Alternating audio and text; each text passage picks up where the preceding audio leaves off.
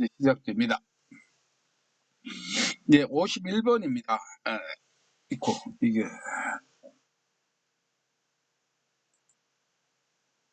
네. 51번인데, 워크넷에 관한 게 많이 나온다 그랬잖아요. 왜냐면 우리가 워크넷, 지급 상담사는 워크넷을 많이 해야 되기 때문에, 워크넷의 구조에 대해서 좀 나옵니다. 워크넷에서 제공되는 학과 정보 중 공학 계열에 해당하는 학과가 아닌 것을 냈습니다. 공학 계열, 뭐 자연 계열, 인문 계열, 뭐 사회 계열 등등 이런 것들이 나오는데, 그거 말이죠. 그 계열 그 복잡합니다. 그래서 이거는 뭐 대학 교수라도 다 몰라요. 학과 계열이 워낙 많아가지고. 우리는 뭐합니까? 시험에 나오는 것만 하면 되니까 너무 부담 안 가지셔도 됩니다. 우리가 쌍안경이 있어요. 쌍안경. 먼저 쌍안경. 쌍안경이 뭔지는 알죠? 쌍안경은 공학이다. 이걸 먼저 기억해 주십시오. 쌍안경은 공학이다. 쌍안경은 공학이다는 이 말은 뭐냐면은, 이거 제가 만든 말입니다. 왜냐면은, 일반적으로 이걸 혼돈하기 쉽기 때문에 그래서 그래요. 쌍안경은 뭐냐면은, 안경과 조경학과, 안경학과와 조경학과입니다. 그래서 여러분들 쌍안경 하면은 뭐다? 안경학과와 조경학과다. 이렇게 생각하면 됩니다. 왜 그러냐면은, 안경이니까 뭐 이게 인체하고 관련돼 있으니까, 이걸 말이죠. 의료계열이라든가 자연계열로 생각하기 쉬울 수도 있고요.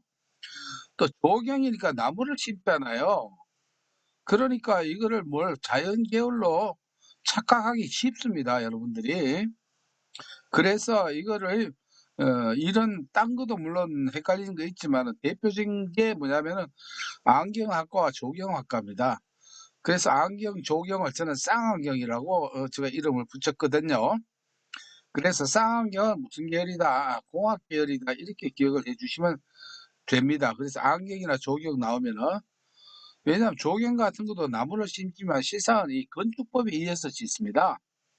일정한 면적이 있으면 의무적으로 조경을 해야 돼요. 이게 이렇게 돼 있기 때문에 이게 이제 공학 계열에 들어가는 겁니다. 그러면 이제 그걸 바탕으로 해서 한번 볼게요. 공학 계열에 해당하는 학과가 아닌 것은 보면은 뭐 건축학과, 해양공학과 들어가 있으니 이건 공학인데요. 이 안경학과도 공학이라고 우리가 알아야 1번하고 3번하고 여기서 방황을 하지 않습니다. 안 그러면은 시험장에서 방황하기 쉽거든요. 이걸까 1일까 3일까. 그래서 안경은 뭐다? 공학 계열이다. 쌍안경이니까. 그러면은 생명과학과가 뭐냐면은 공학 계열에 해당되지 않고, 이거는 자연 계열에 들어갑니다. 생명과학과 이런 거는요. 이렇게 넘어갈게요. 52번입니다. 이제 진도를 좀 빨리 할게요. 국가 기술 자격 서비스 분야 종목 중 응시 자격에 제한이 없는 것으로만 짝 지어진 것은, 응시 자격에 제한이 없다고 하는 것은 첫째 이런 게 있습니다. 첫째 학력 제한이 있는 경우가 있고, 그 다음에 경력이나 실습이나 수련이 있습니다. 이게 증명이 돼야 됩니다. 그래서 지난번에 우리 자격했다시피 기능사가 바로 기사로 하면은, 기능사 자격이 없는 사람은 4년이라 있죠. 학년 기준으로. 자격증 따고 있는 사람은 3년이다. 이 경력 증명서가 있어야 됩니다. 뭐 아무나 뭐 기관장이 발한다고 해서 되는 게 아니고, 거기서 급여를 받은 이게 돼야 되기 때문에, 그걸 증명할 수 있는 방법은 뭡니까? 4대 보험료를 납부했다는 그런 게 이제 증명이 돼야 되겠죠. 이런데 이런 게 없는 게 있습니다. 그러면 이거 없는 걸 어떻게 다 기억하느냐? 여러분들 복잡하게 이걸 가지고 이거는 있다 없다 없다 있다 이렇게 하면은, 저는 그렇게 하는 거는 싫어요. 그렇게 해가지고. 저는 그렇게는 하기 싫습니다. 딱 보고 뭔가 초점을 찾아내는 게 제가 여러분들한테 도와드릴 수 있는 길이거든요. 학문적 접근이 아니라 제가 드릴 수 있는 건 뭡니까? 여러분들이 쉽게 합격하게 해드리는 겁니다. 몰라도 합격만 하면은 최고입니다. 공부는 합격하고 나서 궁금한 거는 따로 하시든가 그때 저한테 이거 좀 더 깊이 알고 싶다 하면 저한테 개별적으로 질문해 주시면은 얼마든지 해 드릴 수 있습니다. 그러면 첫째 뭐냐면 딴 게 아니고 의료입니다, 의료. 의료는 말이죠. 이게 생명을 다루는 일이다 보니까 이거는 자격 조건이나 이게 다 있어요. 학력 조건이 있어야 되고 그다음에 경력 조건 이게 다 돼야 됩니다. 그럼 의료 들어간 거 빼면 돼요. 아시겠죠? 이런 거는. 그래서 간단합니다, 이 문제는. 자, 1번 직업 상담사 2급 임상 심리사 임상은 의료입니까 아닙니까? 의료거든요. 그러니까 이거는 여기서 안 되죠. 그다음에 2번 사회조사 분석사 2급 소비자 전문 상담사 2급 텔레마케팅 관리사 여기 의료가 하나도 없죠. 예, 요게 인제 된다 이 말이에요. 예, 그다음에 직업 상담사 2급 3번 봅니다. 컨벤션 기획사 2급 국제 의료 관광 코디네이터 의료가 들어가 있죠. 그러니까 이거는 제한이 있다 이 말이죠. 물론 이 컨벤션 기획사도 자격이 있어야 됩니다만 그러나 복잡하게 하지 말자고요. 의료만 해도 됩니다. 그다음 4번 컨벤션 기획사 2급 스포츠 경영 관리사 국제 의료가 또 들어왔죠. 그러니까 의료 들어간 것만 빼면은 여러분들이 이 문제에 나온 게 어떤 형태로 나오더라도 의료 들어간 것만 찾으면 됩니다. 의료나 임상 들어간 거. 그래서 이 문제는 앞으로 나오면 어떻습니까? 5 점을 그냥 잘 챙기시기만 하면 됩니다. 문제는 뭐 복잡한 거 이런 거 맞추려고 하지 마시고요. 이거는 쉽게 챙기는데 제가 누누이 여러분들에게 말씀드리고 싶은 것은 쉬운 거 틀리지 말자. 아 60 점이거든요. 반 맞추고 한 2 문제 더 맞추면 되고 반만 확실히 알면은 나머지 10 문제는 연필을 굴려도 10 점은 딸 수 있습니다. 예, 이렇게 보시고요. 예, 그다음에 53 번입니다. 질문지를 사용한 조사를 통해 직업 정보를 수집하고자 한다.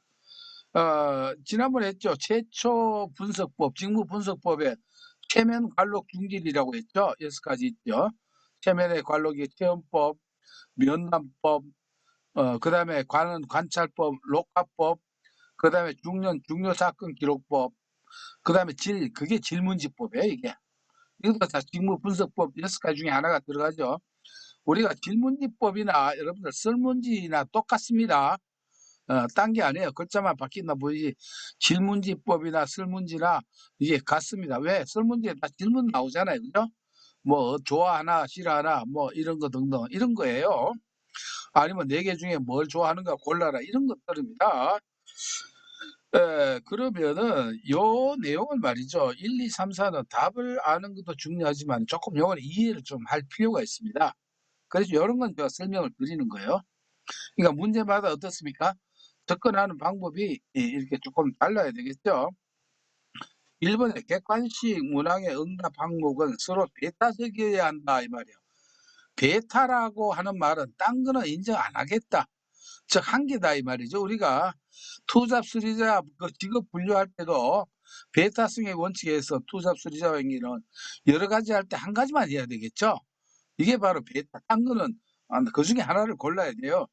근데 여러분들 보십시다. 인제 요거 쪼끔 시간이 걸리더라도 제가 간단히 설명을 이해하는 데 도움이 좀 돼 드리고 싶어요.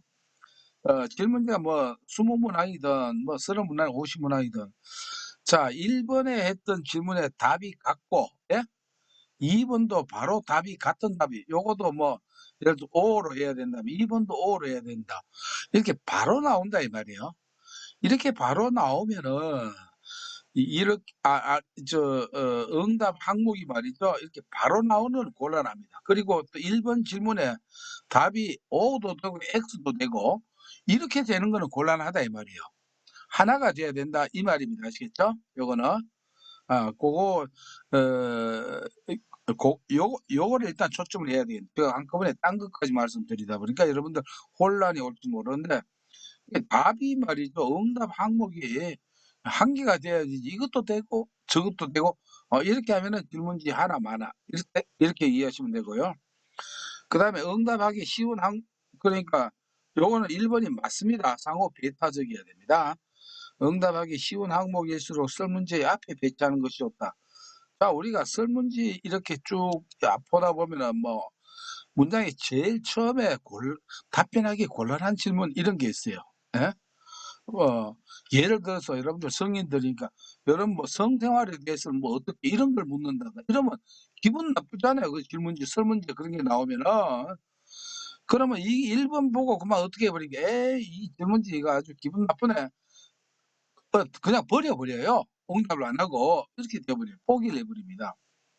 그래서 처음에는 가벼운 질문을 하다가 나중에 인제 마지막에 그런 질문을 배치를 해야 됩니다. 이 질문도 이렇게 고려를 좀 해야 되거든요.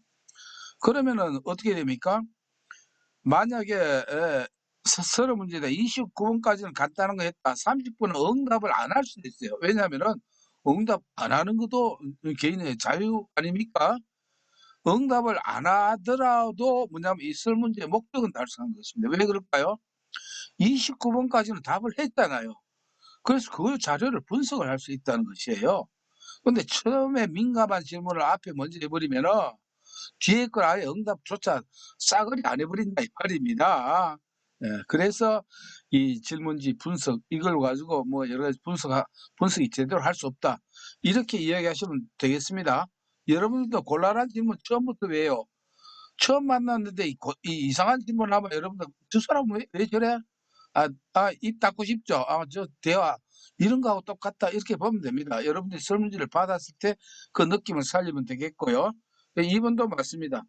3 번 신뢰도 측정을 위해 짝으로 된 문항들을 함께 배치하는 것이 좋다. 우리가 문제가 20 문제든 30 문제든 쭉 보면은 비슷한 질문이 있어요. 비슷한 질문 약간. 요걸 인제 짝으로 됐다 이렇게 짝으로 이 짝이라고 하는 말은 답은 다르지만 뭔가 비슷한 거예요. 이거를 함께 배치하게 되면은 같은 답이 또 어때요? 같은 게 이래 나와 버리면은 이건 질문지에 효과가 없습니다. 여러분들 이 이면에는 이런 게 있습니다. 질문지 1 번에 1 번하고 짝으로 비슷한 문항인데 1 번, 2번 이래 놓지 말고 그다음에 비슷한 것을 예를 들어서 한 30 번에 이렇게 배치를 한다라고 합시다. 그러면 이걸 왜 이렇게 하느냐 그 이면에는 이런 게 있습니다. 뭐냐면 이게 답은 둘 다 O가 돼야 돼요. 1 번도 O라고 해야 되고 30 번도 O라고 해야 맞아요. 근데 1 번은 O라고 했다가 짝으로 비슷한 질문인데 30 번에는 어떻게 X로 했다라고 할 때 우리는 이걸로 뭘 분석을 하느냐 하면은 '이 사람이 이 질문지에 대답한 태도가 성의가 없다.' 이렇게 보는 거예요. 그러니까 질문지도 이렇게 그 안에는 이런 심리적 분석이 들어갑니다. 아시겠죠? 여러분들 그렇지 않겠어요? 여기서는 비슷한 질문인데 O를 했다. 여기는 X를 했다. 서로 틀려 버리면은 우리가 이걸 가지고 뭐라고 하냐면 그 사람의 그 질문지의 응답의 타당성을 의심을 하는 거예요. 그래서 그런 건 좀 우리가 이걸 분리하는 이런 그 분석 방법이 또 있습니다. 물론 이건 직업 상담소 과정에는 필요 없어요. 그러나 여러분들 이해를 위해서 참고로 말씀을 드린다는 겁니다. 그래서 함께 배치하는 것은 좋다가 아니고 나쁘다 이렇게 되겠죠. 그래서 3 번이 이게 맞지가 않다. 그냥 이게 뭐 좋다 나쁘다 제가 답만 일러주면 진도는 빨리 나겠지만은 왜 이게 좋은지 나쁜지를 여러 번 이해가 필요하기 때문에 이런 말씀을 드리고요. 이중 질문과 유도 질문을 피하는 것이 좋다. 이건 당연하겠죠. 이것은 윤리적으로도 맞지가 않고요. 이렇게 되고 그다음에 54번 문제입니다.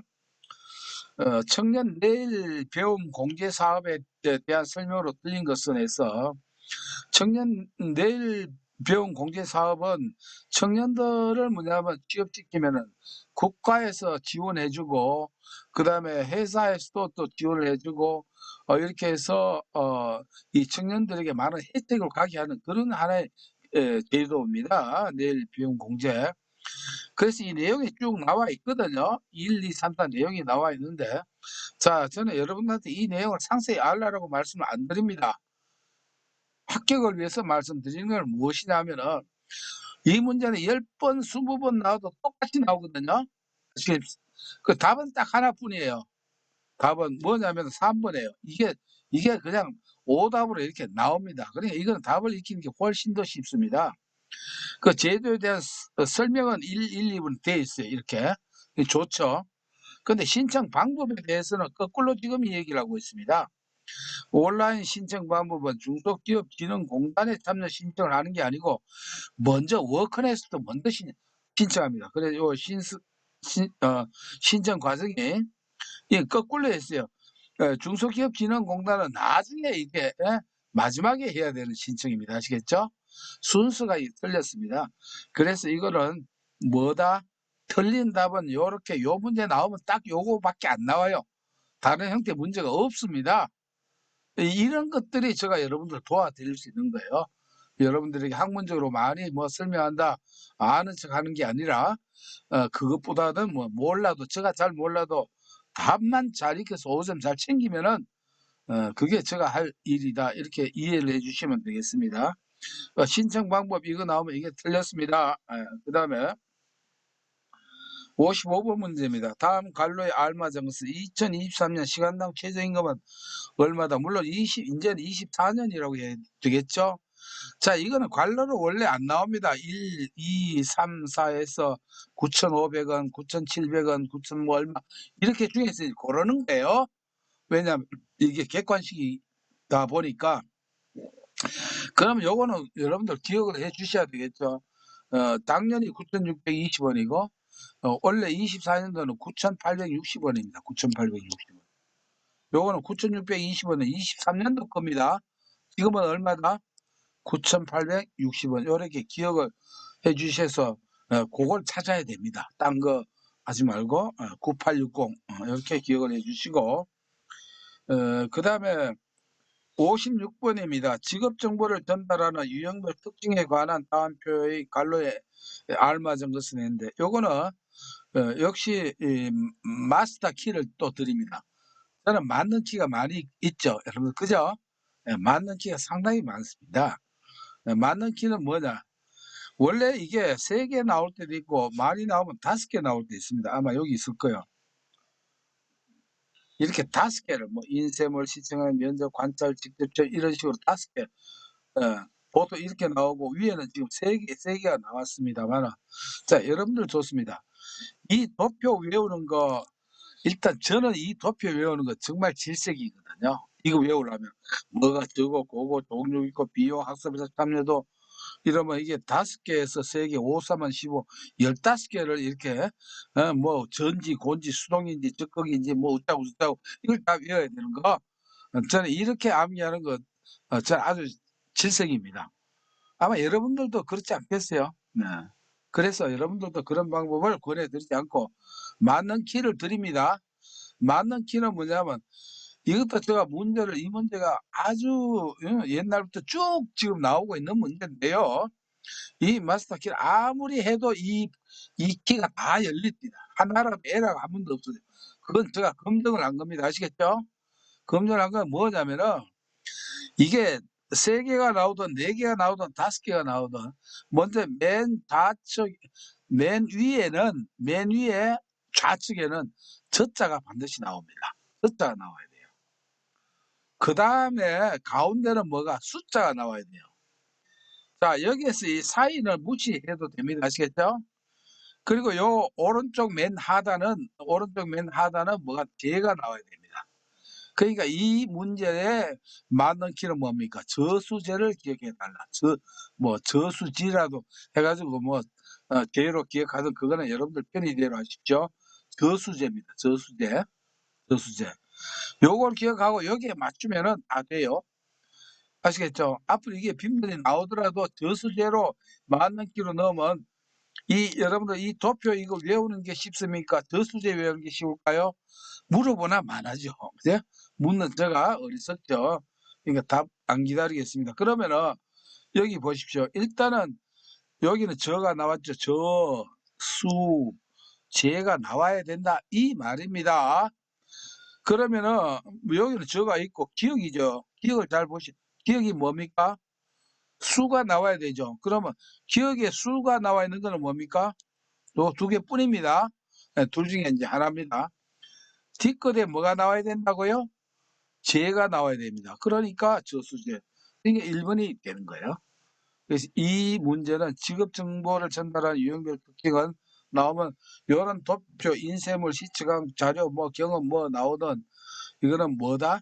저수제로 기억을 하면 된다. 요렇게 아주 깔끔하게 제가 정리를 해 드렸습니다. 이거 틀리면요, 나중에 혼자서 시험장에서 이거 틀렸다 혼자서 좀 5분 동안 아무도 안 보지만 벌 쓰고 나오십시오. 네. 인증샷 안 날려도 됩니다.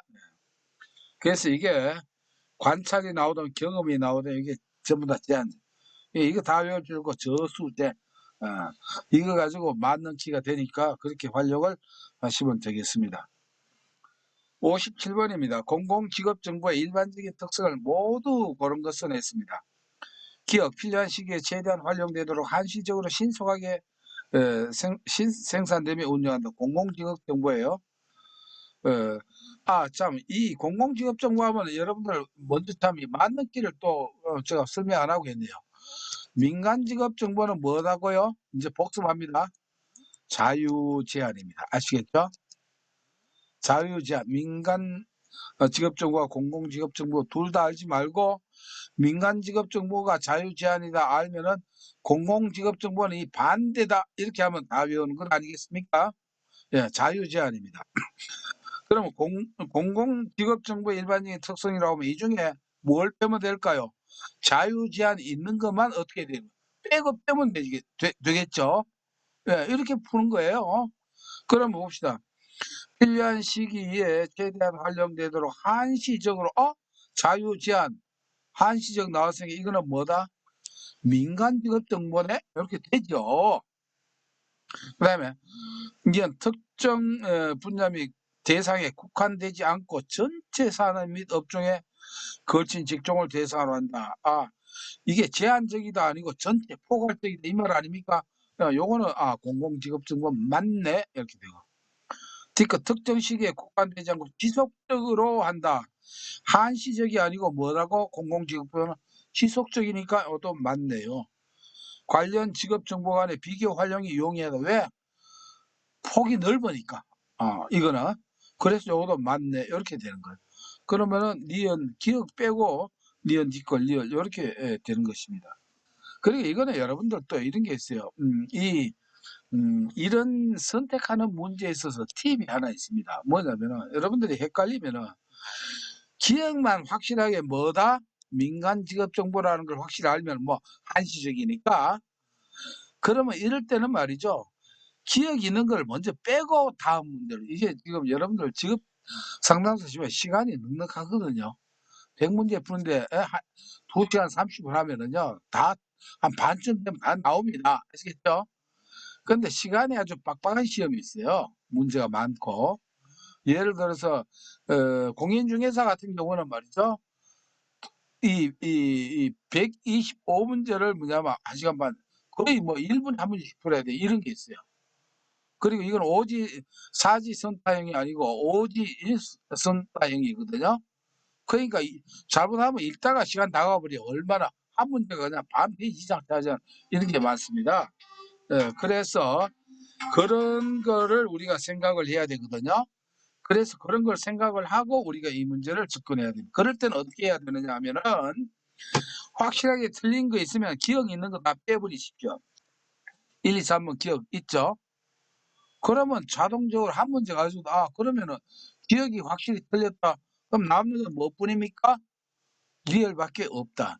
이런 식으로 푸는 방법 아마 여러분들도 아마 이거는 학창 시절에 다 이래 해 봤으리라 생각을 합니다. 이런 방법도 팁으로 생각을 하시면 되겠고요.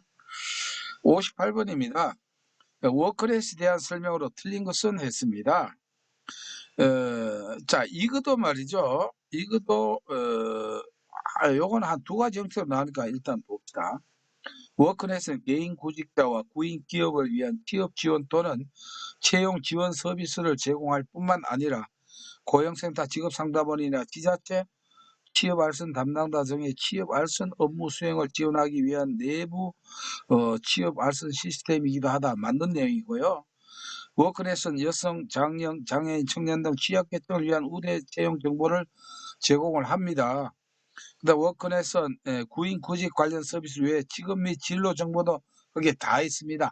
하여튼 직업에 관해서 여기 창고입니다. 어마어마한 창고예요. 심리 검사 이런 것도 다 거기서 공짜로 할 수 있거든요. 4번에 워크넷은 정부에서 운영하는 취업 정보 사이트이기 때문에 고용센터 등 공공직업 안정기관에서 생산한 구인 구직 정보만 제공한다 되니 요게 반드시 여러분들 반드시 뭐뭐만 이렇게 나올 때는 의심을 해 봐야 됩니다.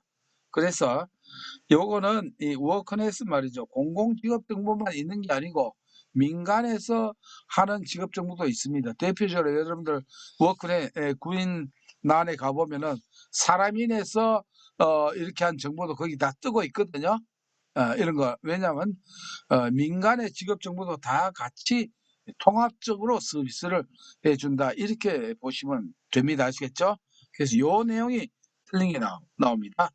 즉 공공기관에서 생산한 구인구직 정보만 제공하는 게 아니고 민간 직업도 제공을 합니다. 근데 제공을 하는데 함부로 안 해줍니다. 일반 뭐 교차로 이런 것들을 함부로 막 올려주는 게 아니고 자 이런 데서 만약에 민간이 여기에서 하려고 하면은 고용사 심의를 받아서 거기 보면 인정번호를 부여받아야 됩니다. 왜냐 공공기관이니까 구인구직 지역 가지고 사기를 방지를 해야 되기 때문에 뭐냐면 고용센터에서 검증을 합니다. 그러니까 그 인증번호를 딱 올려놔요. 거기에 보면은. 여러분들도 그런 걸 보면 그 인증번호가 다 그 각 건마다 이렇게 그 기록이 돼 있습니다. 그렇게 이해를 하시면 되겠고요. 59번 문제입니다. 다음은 한국직업사전에서 해당 직업의 직무를 수행하는데 필요한 일반적인 정규 교육 수준에 관한 설명이다. 자, 여러분들 이게 뭐냐면은 한국 직업사전에서는 이게 5가지 항목이 있습니다. 계본 코수부 해서 앞으로 이 뒤에 나올 겁니다. 직업 개요, 직업의 본명, 그다음에 직업 코드 넘버 있습니다. 사전이니까 코드 넘버가 있거든요. 그다음에 수행 업무가 나오고 그다음에 이 가장 중요한 게 부가직업 정보입니다. 부가직업 정보. 부가직업 정보가 13가지가 있어요. 아시겠죠? 13가지가 뭐나 하면은 앞으로 다 나오니까 하면서 나옵니다. 부가직업 정보예요. 그래서 여기에는 부가직업 정보 중에 하나가 뭐냐면 정규 교육 수준에 여기에 들어가 있습니다. 부가직업 정보 13가지 중에서 정규 교육 수준이 다 나와 있습니다. 여러분들이 구인 광고를 워크넷에서 이렇게 보면은 이 내용들이 부가직업 정보 13가지에 대해 쭉 나와 있습니다. 하나님부터 쭉. 그다음에 정규 교육 수준을 뭘 요구한다 전부 다 나와 있습니다, 이게. 이렇게 13가지가 나와 있는데요. 이 중에 정규 교육 수준을 분류하는 방법입니다. 자, 이게 9년 초가 12년 이하 고졸 정도는 몇 수준이냐, 14년 초가 1년 이하 대졸 정도는 몇 수준이냐, 이걸 지금 묻고 있거든요. 1년 이하는 뭐, 이게 뭐 잘못됐다. 14년 이하 초과해서 16년입니다. 이게 16이, 빠졌습니다. 이거 16이 들어가야 됩니다. 자, 요렇게 나와 있는데, 그러면은, 이걸 아는 거는 여러분들 다 이 도표 보면 쉬워요. 시스템이 간단해요. 일단 여러분들 처음에 초등학교 나오죠? 그럼 이게 몇 년? 6년. 그 다음에 중학교 3년, 고졸 3년, 여러분 12년이죠?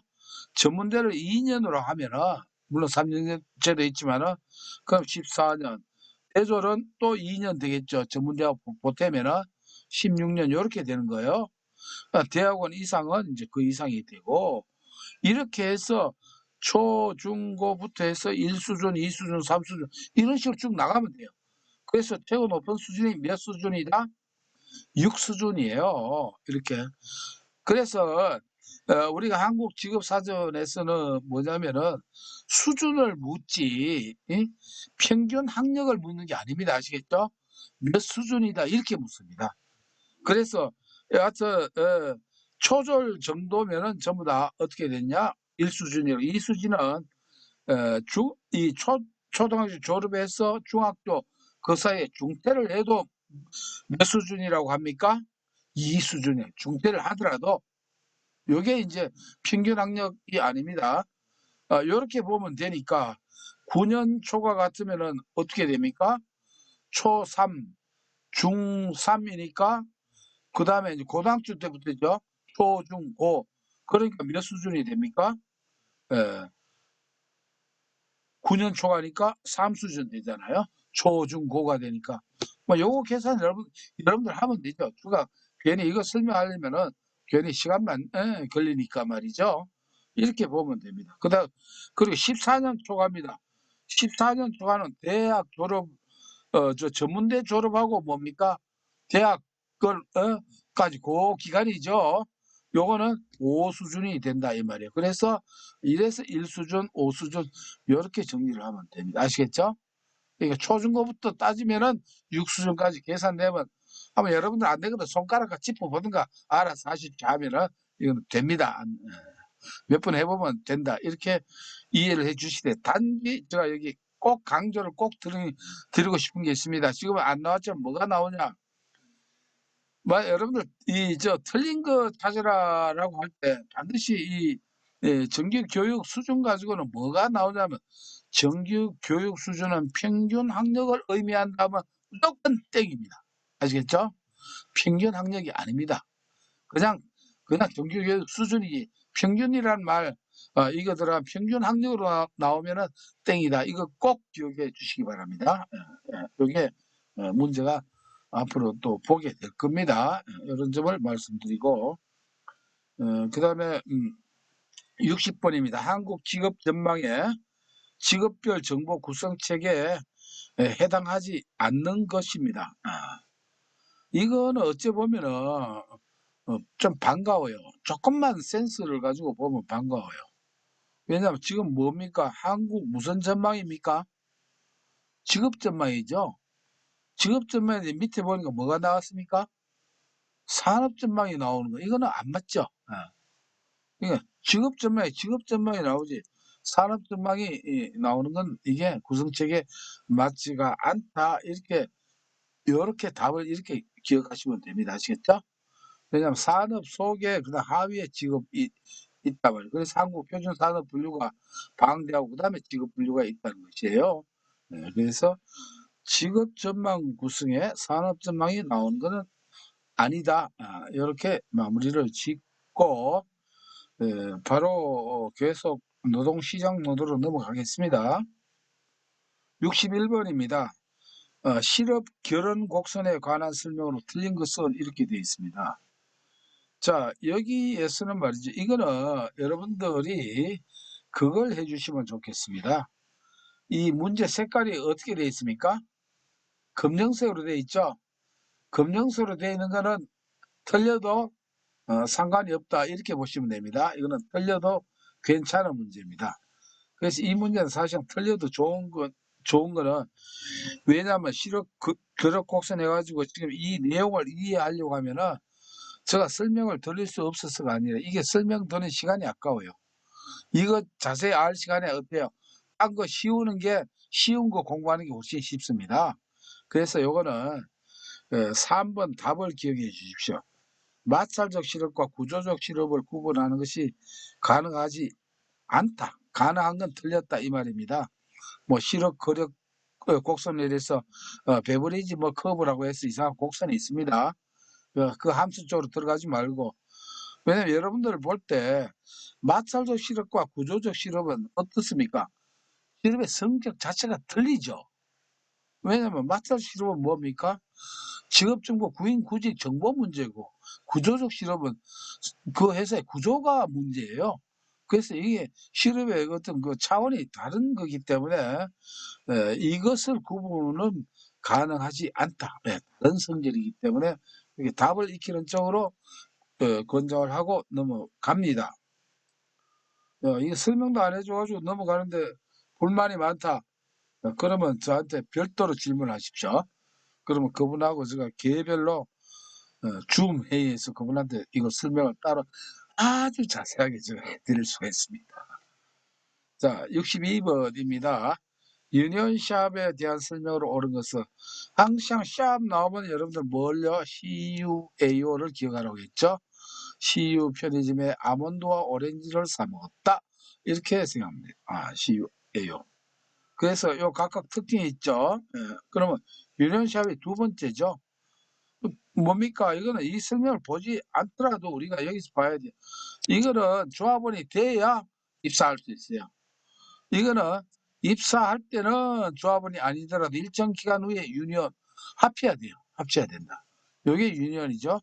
에이전시는 조합원이 아니어도 좋은데 조합의 혜택을 볼 때 회비를 낸다. 여기가 에이전시 시합이고, 오픈 시합은 아무 제약 조건이 없다. 다시 간략하게 이렇게 복습을 했습니다. 더 혹시 복습을 하고 싶으면 1-63번 그 해설과 동영상을 보시면 되겠고요. 자, 그러면 이제 봅시다. 조합원이 아닌 근로자는 채용 후 일정 기간 내에 조합에 가입해야 된다. 맞죠?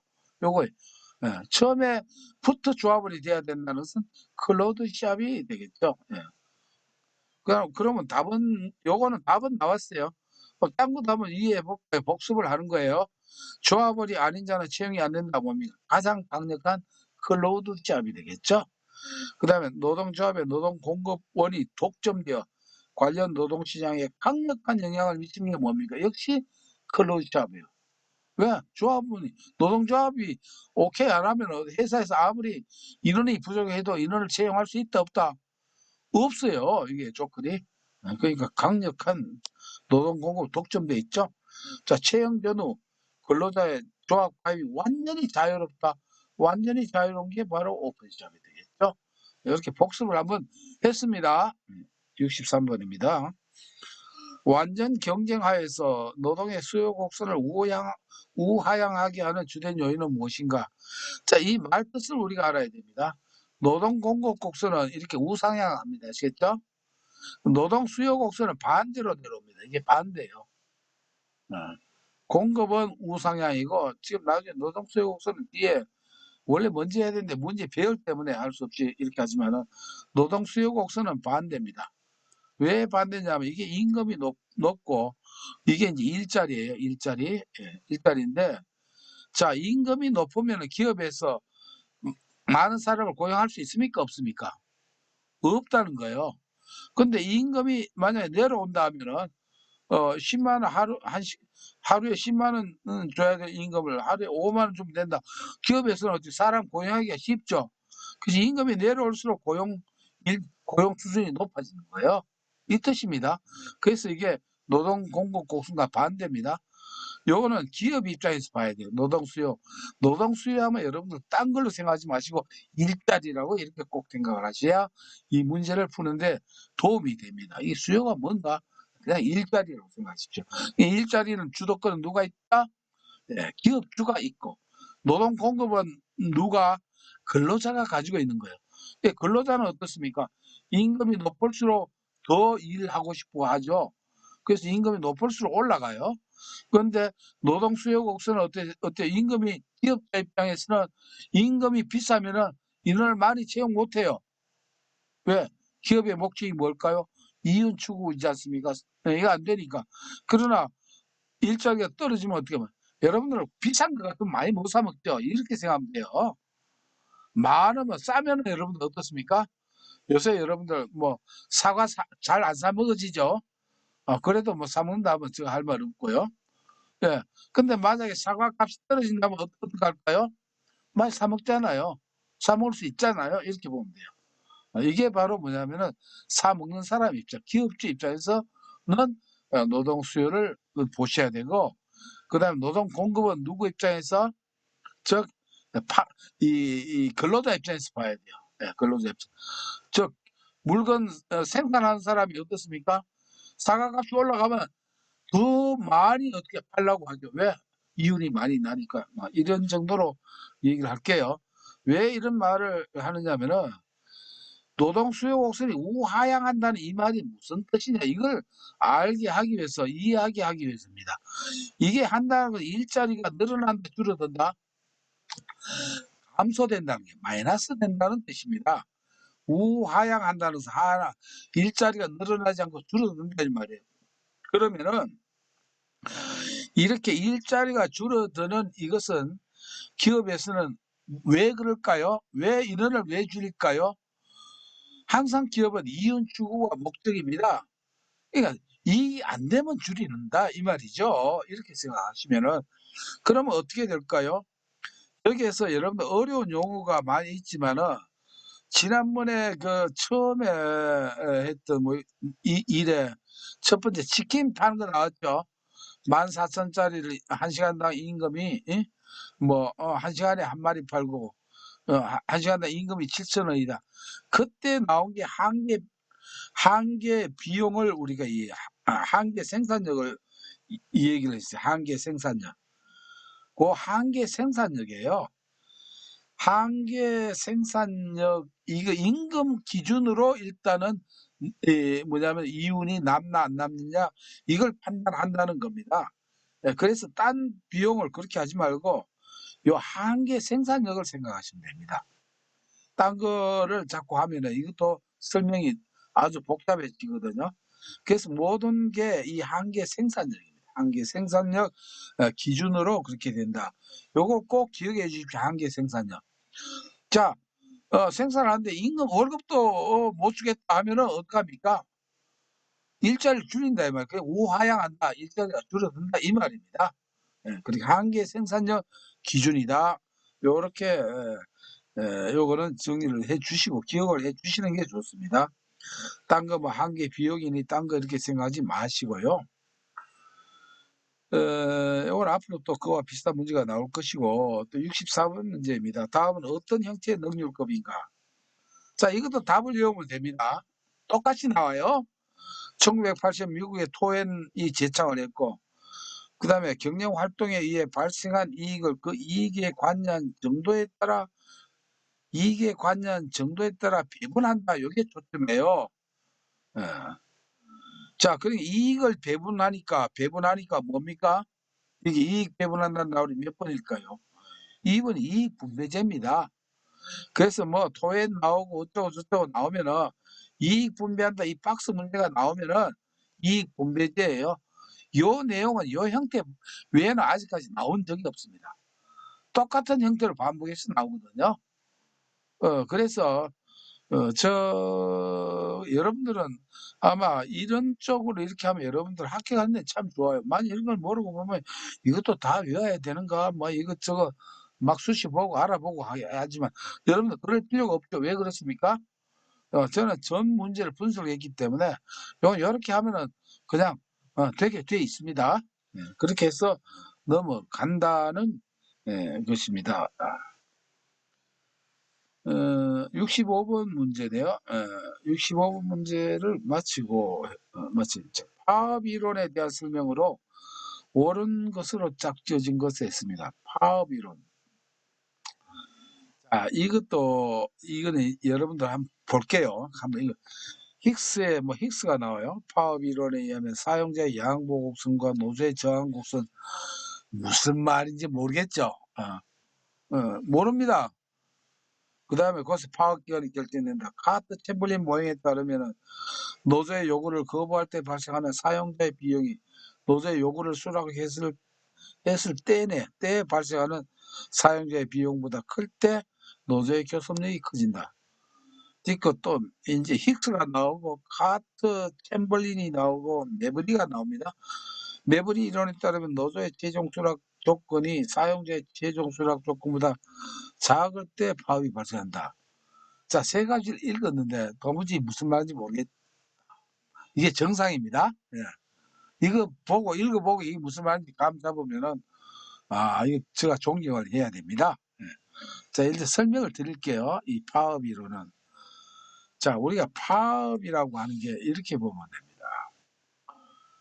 파업은 가장 딴 것 때문에도 생기지만 제일 많이 생기는 뭡니까? 임금이죠. 돈 때문에 파업이 일어납니다. 그럼 돈은 봅시다. 사용자는 많이 줄라 할까요? 적게 주려고 할까요? 적게 줄라 해요. 그다음에 근로자는 어떻게 하면 노동자는 많이 받고 싶어 하는 거예요. 근데 이게 합의가 되면은 파업이 안 되겠죠. 합의가 안 되죠. 그래서 합의가 안 되니까 뭐가 일어난다? 파업이 된다. 이렇게 생각하면 됩니다. 자, 여러분들 어디 가서 옷가게 가서 여러분들 옷을 산다 합시다. 옷을 사면은 자, 사는 사람은 싸게 살려고 하고 그다음에 팔려고 하는 사람은 비싸게 팔려고 한다. 그러면 그러면 어떻게 될까요? 이게 그래도 처음에는 의견이 갭이 많아요, 차이가. 근데 흥정이 돼서 어느 쯤에 한 사람은 흥정이 돼 버리면 그 순간에 판매가 됩니까 안 됩니까? 이루어지는 이 원리와 같습니다. 자, 그걸 제가 말씀을 드릴게요. 이게 여기 이제 여기가 이제 사용자예요. 사장이다 이렇게 생각. 사용자는 급료가 낮아요. 근데 노동자는 높아요. 높은데 이만큼 차이가 나죠, 이만큼. 차이가 나니까 안 되겠다. 언제까지 안 올리지면 우리 파업한다. 파업을 합니다. 이래서 이제 파업이 시작된 거예요. 이 시점에 이제 파업이 된 겁니다. 파업이 되면은 자, 처음에 이렇게 있다가 가마보에 이렇게 파업이 오래 가면 둘 다 손해잖아요. 그러면은 노동조합에서 조금 더 이제 가격을 어떻게 합니까? 낮췄습니다. 아시겠죠? 그러니까 쭉 내려오는 거예요. 처음에 이만큼 했다가 내려오고. 사용자도 보니까 이걸 계속 고집해가지고는 안 되겠다. 이러다 공장 문 닫겠다 하니까 조금씩 어떻게 합니까? 올립니까? 안 올립니까? 올리거든요. 이렇게 올립니다. 예, 예, 이렇게 올립니다. 올리게 돼요. 그래서 어느 지점에 뭐가 됩니까? 일치가 되죠. 예. 그래서 요 일치되는 요 기간이 무슨 기간이 됩니까? 흥정기간, 물건으로 하면 흥정기간이지만 우리가 노동시장에서 요게 파업기간입니다. 이게 빨리 되면 짧고 그렇죠? 길면은 길어요. 어쨌든 간에 여기에 만나는 요 시점이 무슨 기간이다? 요게 파업기간이라는 것이에요. 그리고 용어가 사용자가 부르는 값이 있어요. 처음에는 적게 주려고 하다 점점 좀 올리죠. 요 곡선을 뭐라고 하면 요걸 양보 곡선이라고 한다. 근데 요게 양보 곡선이에요. 그다음에 근로자는 어떻습니까? 처음에 불렀다가 점점 내려오죠. 내려오는 요걸 뭐냐면 요걸 저항 곡선이라고 한다 이 말입니다. 이게 저항 곡선이에요. 그래서 요 내용을 아시면은 여기서 우리가 분명히 알아야 될 게 항상 어떻습니까? 이 저항곡선은 사용자가 하는 양보곡선, 이 임금보다 높게 있습니까? 낮게 있습니까? 항상 높게 있습니다. 아시겠죠? 당연하죠. 만약에 노동자가 사용자 이렇게 하는데 노동자 요구하는 게 여기다. 이러면 파업이 일어납니까? 안 일어나죠? 월시고 좋다. 아, 우리가 원하는 것보다 더 주네? 이거 파업이 안 일어난다. 이렇게 보면 됩니다. 자, 요 기본 설명을 가지고 이제 다시 한번 기억을 봅시다. 이론가는 빼고 사용자의 양보 곡선과 노조의 저항 곡선이 만나는 곳에서 파업 기간이 결정된다. 이제 이해됩니까? 되죠. 예. 네. 요렇게 요게 요 말이에요. 그다음에 카트 챔버리 모양에 따른 노조의 요구를 거부할 때 사용자 노조 요구를 거부할 때 발생하는 사용자의 비용이 노조의 요구를 수락했을 때 발생하는 사용자의 비용 어떻습니까? 노조의 요구를 수용하면 임금비 지출이 많이 나가겠죠. 그러나 임금비 지출보다 어떻게 합니까? 거부했을 때 손해가 그보다 더 크다 이 말이야. 클 경우에는 노조의 교섭력이 커진다 이 말이에요. 왜? 손해를 누가 더 보니까? 사용자가 더 보니까. 네, 임금비보다 더 사용자가 더 본다. 그 말입니다. 그러니까 니은 맞는 말이거든요. 자, 결론은 자 이제 이거 여러분들 이해를 하든 못하든 간에 결론을 제가 내드릴게요. 그래서 기억 니은은 항상 맞는 말입니다. 항상 맞는 말로 나와요. 그러니까 뒤끝이 틀린 말이에요. 무슨 말이에요? 매버리 1호에 의하면 노조의 최종 수락 조건이 사용자의 최종 수락 조건보다 작을 때 이 밑에 있을 때 파업이 발생한다니까 이게 말이 되는 소리입니까? 안 되는 소리입니까? 이제 보니까 말이 안 되는 소리잖아요. 그죠? 이 곡선. 그러니까 노조보다 이 위에 있을 때, 클 때, 사용자가 뭐냐면 양보해 주는 금액보다 더 높을 때 파악, 그러니까 일치가 안 되기 때문에 그 말입니다. 아시겠죠? 자, 이 정도 간략히 하면 부가 설명 안 드려도 이해되시겠죠? 그래서 이 말이 틀렸다. 작을 때가 아니고 어떨 때? 클 때, 그보다 클 때. 이보다 이 위에 있을 때 큰 거야. 이때 파업이 발생한다. 이렇게 보면 됩니다. 그래서 항상 요거는 매부리가 자꾸 틀린 말을 설명을 매부리에 대한 걸 틀리게 말하니까 그래서 뒤끝은 틀리고 맞는 건 항상 기억입니다. 답은 이제 이렇게 기억하면 됩니다. 이해를 못하더라도 매부리 나오는 건 이거는 틀렸다. 이렇게 정리를 하면 됩니다. 요거를 이제 요거를 뭐냐면은 그걸 한 게 제가 설명드린 게 이게 바로 이게 저항 곡선이고 양보 곡선이고 그다음에 파업 기간이고 요렇게 나오는 거예요. 이게 힉스 마샬의 교점 모형이라고 이렇게 돼 있으니까 요렇게 인제 이해를 하시고 자 보십시다. 항상 뒤끝이 틀리게 나온다. 이런 설명서 참 어디 있습니까? 그죠? 이렇게 답이 요렇게 빤하게 돼 있다.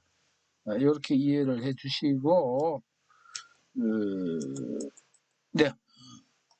휴식을 하고 시작을 하겠습니다. 22분이니까 오늘 제가 휴식 시간을 좀 짧게 하고 조금 빨리 마칠게요. 9시 10분 전에. 근데 휴식 시간을 좀 줄이고 그렇게 할게요.